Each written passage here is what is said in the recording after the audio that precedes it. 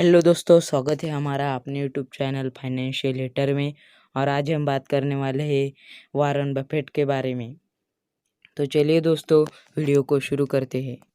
Warren Buffett वो व्यक्ति है जो दुनिया में टॉप 10 सबसे अमीर लोगों की यादी में शामिल है, जिन्हें दुनिया के सबसे बड़े इन्वेस्टर भी कहा जाता है। आज हम इन्हीं इन्वेस्टर के बारे में जानेंगे। वॉरेन बफेट का एक संवाद बहुत लोकप्रिय है।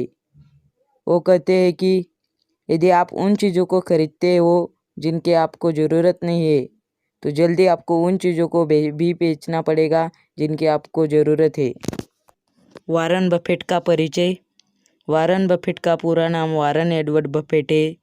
वॉरेन बफेट का जन्म 30 अगस्त 1930 में अमेरिका के राज्य नेब्रास्का में स्थित ओमाहा में हुआ था। वो एक अमेरिकन नागरिक है। Warren Buffett Berkshire Hathaway company के सीईओ है। इनका जन्म एक मध्यम वर्गीय परिवार में हुआ था। उनकी कुल संपत्ति $82.2 बिलियन इतनी है। वॉरेन बफेट का शुरुआती जीवन। वॉरेन के पिता का नाम हावर्ड है। उनके पिता एक स्थानीय शेयर दलाल थे और वॉरेन एक दलाल का बेटे होने के कारण उनका शेयर बाजार से बहुत कम उम्र में ही सामना हो गया। वॉरेन बफेट बेंजामिन ग्राहम से बहुत ही ज़्यादा प्रभावित थे।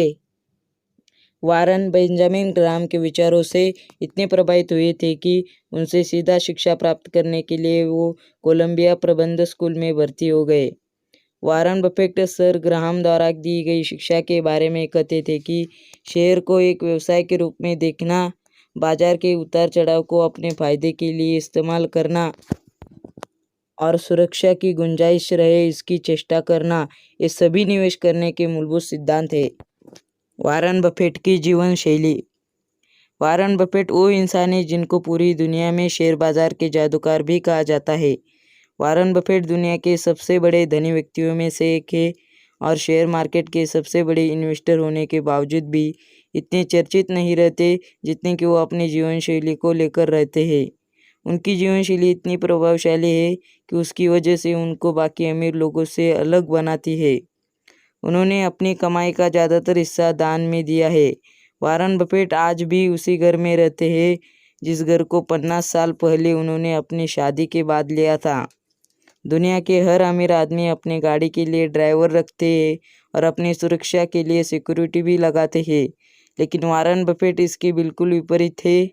वॉरेन बफेट अपनी कार खुद चलाते हैं और सुरक्षा के लिए कोई सिक्योरिटी भी नहीं रखी है।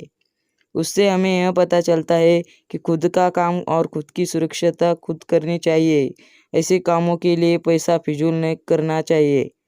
कुछ साल दुनिया के सबसे अमीर इंसान बिल गेट्स एक बार वॉरेन बफेट से मिले थे। उनसे मिलने का समय बिल गेट्स ने आधा घटा था, क्योंकि बिल गेट्स को लगता था कि वॉरेन का स्वभाव थोड़ा अलग है, जिसके चलते इसलिए उनसे कुछ ज़्यादा बात बनने वाली नहीं है।